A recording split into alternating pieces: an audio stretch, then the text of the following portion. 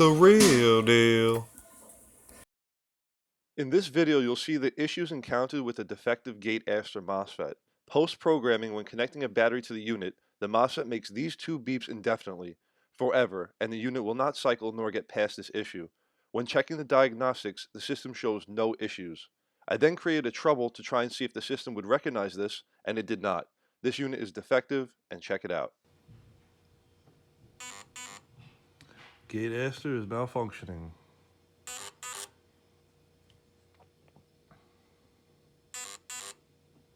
Nice.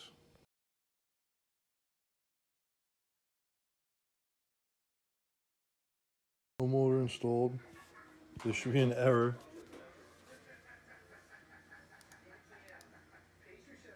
Okay. There's no motor.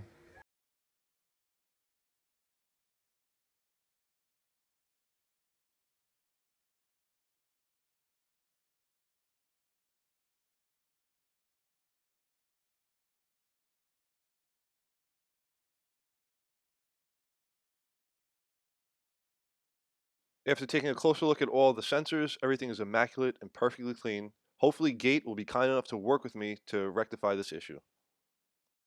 The real deal.